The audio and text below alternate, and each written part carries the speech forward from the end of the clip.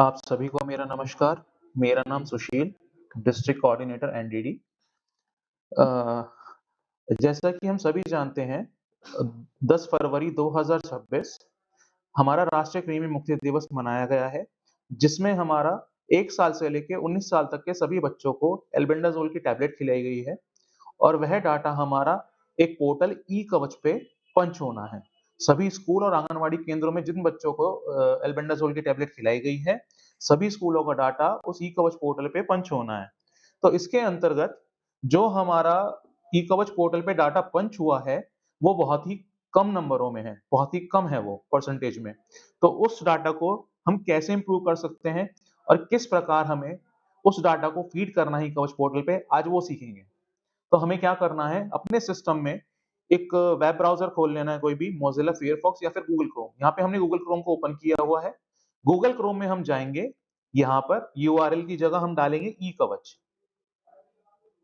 ई कवच डालने के बाद हम इसको एंटर पे क्लिक करेंगे, तो हमारे पास इस प्रकार ये पेज खुलकर आएगा, जिसमें कि आपके पास पहला एक आइकन ये विज़िबल है यूआरएल। आपको यही यूआरएल पे क्लिक करना है http://ekavach.upnrhm.government.in।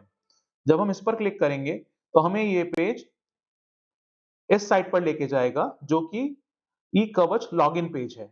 अब इसमें आप देख पा रहे होंगे हमारे पास 2 चीज़ें आ रही हैं, जहाँ पे हमें अपनी आईडी डालनी है और हमें पासवर्ड डालना है। ये प्रोसेस हमारा उसके बाद हम करेंगे, जब हम एनडीडी कैंपेन 2026 में अपने स्कूल का रजिस्ट्रेशन चेक कर लेंगे। दूसरा, उसमें बच्चों की संख्या को अपडेट कर देंगे।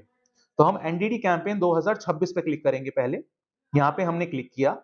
हमारे पास 2 यहाँ पे स्टेटस आएँगे एनडीडी कैंपेन के अंतर्गत, पहला लॉगिन, दूसरा register and update your school. यहाँ पे हमें रजिस्टर/अपडेट योर स्कूल पे क्लिक करना है। क्लिक करने के बाद हमें फिर क्या करना है, हमें यहाँ से नेम ऑफ डिस्ट्रिक्ट पे क्लिक करना है। यहाँ हम टाइप करेंगे MEERUT मेरठ और यहाँ एंटर क्लिक कर देंगे और यहाँ से जाके हम सर्च बटन पे क्लिक कर देंगे।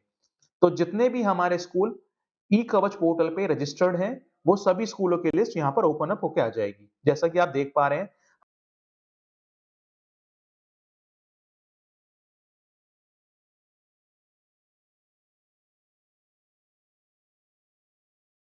क्या होगा इस चीज़ के लिए, उस कोऑर्डिनेटर का मोबाइल नंबर है, आपके एरिया का पिन कोड है और आपके स्कूल का यूडाइस कोड है। और यहाँ पे उनका एक्शन के रिगार्डिंग है कि आप उसमें जो इंक्लूड करेंगे वो कैसे करेंगे। इन केस अगर आपको यहाँ पर अपना स्कूल नहीं मिल पाता है, इस लिस्ट में आपका स्कूल कहीं भी नहीं मिल पाता है आपको, मान लीजिए मुझे कोई स्कूल ढूँढना है, तो मैं पहले उस पे क्लिक करूँगा control F. Control F click करने के बाद मेरे पास एक चेक बॉक्स खुल के आ जाएगा। अब मान लीजिए मुझे प्राइमरी स्कूल बन्ना ढूँढना है यहाँ पे, तो मैं यहाँ टाइप करूँगा स्कूल बन्ना। तो ये मेरे पास यहाँ पर विज़िबल हो गया।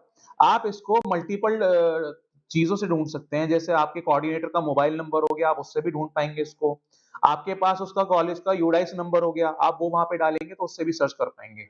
अब इसमें हमें क्या करना है, मान लीजिए अब यहाँ पे प्राइमरी स्कूल बना हमने ढूँढा, वो हमें मिल गया है। इन केस अगर वो हमको यहाँ नहीं मिलता, तो उस कंडीशन में हमें यहाँ से उसका रजिस्ट्रेशन न्यू करना पड़ता।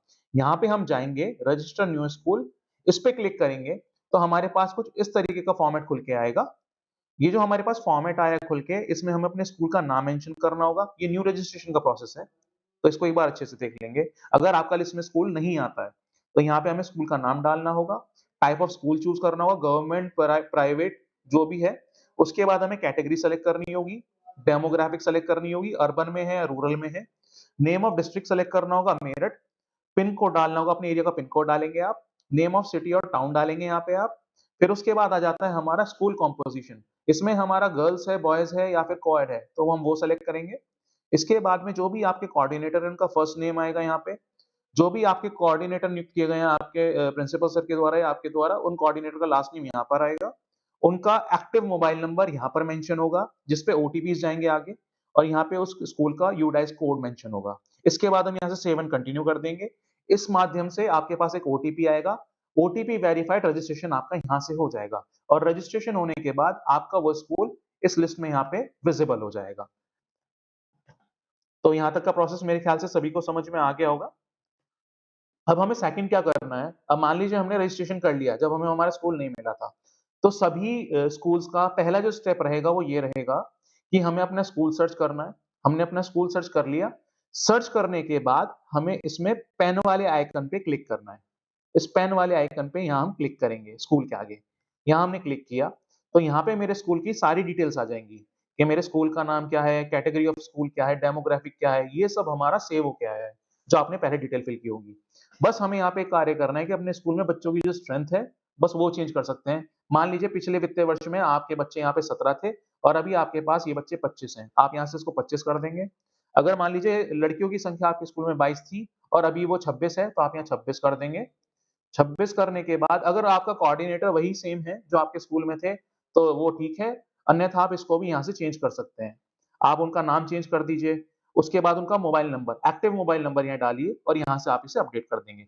जब आप इसे यहाँ पर अपडेट कर देंगे, अपडेट करने के बाद में जो हमें जाना है डाटा को पंच करने के लिए, ये हमने यहाँ पे किया है कि जो हमारे बच्चों की स्ट्रेंथ थी स्कूल में, वो अपडेट किया है हमने पोर्टल पे। यहाँ से करने के बाद जो आपने 10 फरवरी 2026 को उन बच्चों को एल्बेंडाज़ोल की टैबलेट खिलाई है, वो डाटा अब पंच होगा जाके लॉगिन स्टेटस में। अब यहाँ हमें क्या करना है, लॉगिन पे क्लिक करना है। लॉगिन पे क्लिक करने के बाद यहाँ पे हमें उस कोऑर्डिनेटर का प्राइमरी स्कूल बना के जो कोऑर्डिनेटर थे, उनका मोबाइल नंबर डालना है, वो उनकी यूज़र आईडी है। सभी स्कूलों के कोऑर्डिनेटर्स के जो मोबाइल नंबर होंगे, वो उनकी यूज़र आईडी होगी और पासवर्ड जो उनका होगा, पासवर्ड रहेगा उनका मोबाइल नंबर @eKavach। ई कवच में ई कैपिटल होगा। एक बार इसको भी डाल के देखते हैं। पहले इनका मोबाइल नंबर डालेंगे 96657550। ये हमने इनका मोबाइल नंबर डाल दिया है। अब यहाँ पे @ई कैपिटल KAVACH यहाँ पे हमने मेंशन कर दिया। यहाँ से हम लॉगिन करेंगे। तो इस तरीके से आपका पोर्टल पे स्कूल की आईडी लॉगिन हो जाएगी। इस तरीके से आपके पास एक पॉपअप खुल के आएगा, जिसमें आप अपना पुराना पासवर्ड डाल के यहाँ से न्यू पासवर्ड भी क्रिएट कर सकते हैं। यहाँ से इसको कैंसल कर देते हैं। अब जो आपका डाटा यहाँ से पंच होना है, वो डाटा आपका पंच इस राइट साइड से होगा। अब आप यहाँ पे देख पाएँगे राइट साइड में हमारा डाटा पंचिंग के लिए ऑप्शन आएगा। 1 सेकंड दीजिए मुझे प्लीज़। यहाँ से आपकी ये प्रोफाइल आ गई है। प्रोफाइल हम देख पा रहे हैं। यहाँ पर जाके ये जो मैनेज है, मैनेज में हम क्लिक करेंगे। मैनेज में जाके एनडीडी कैंपेन 2026 ये मैनेज का ऑप्शन आपका लेफ्ट में आ रहा है। हम यहाँ पर जाएँगे, एनडीडी कैंपेन 2026 पे क्लिक करेंगे। यहाँ से हम ऐड न्यू रिकॉर्ड करेंगे। इस वित्तीय वर्ष का जो हमने 10 फरवरी 2026 को एल्बेंडाज़ोल की टैबलेट अपने बच्चों को खिलाई है स्कूल में, उसका डाटा यहाँ से हमें पंच करना है। ऐड न्यू रिकॉर्ड, यहाँ से जाएँगे। हम यहाँ पर डेट सेलेक्ट करेंगे। ये हमारे स्कूल की डिटेल्स आ गई जो हमने अपडेट की थी। वो अपडेटेड डिटेल्स यहाँ अपडेट होके आ जाएँगी। तो एक बार आप जब प्रोसेस वहाँ पे अपडेट कर देंगे सारे बच्चों का, तो यहाँ पे विजिबल हो जाएगा चेंजेस। उसके बाद में हमने किस दिन उनको मेडिसिन खिलाई है, ये हमने 10 तारीख सेलेक्ट किया। अब यहाँ पे है albendazole given to the boys. अब हमारी यहाँ बच्चों की संख्या है बॉयज़ की 17, तो हमने अगर 17 को गोली खिलाई 17 आएगा, 16 को खिलाई 16 आएगा। तो यहाँ पे आप वो डाटा मेंशन कर दीजिए। Albendazole given to the girls.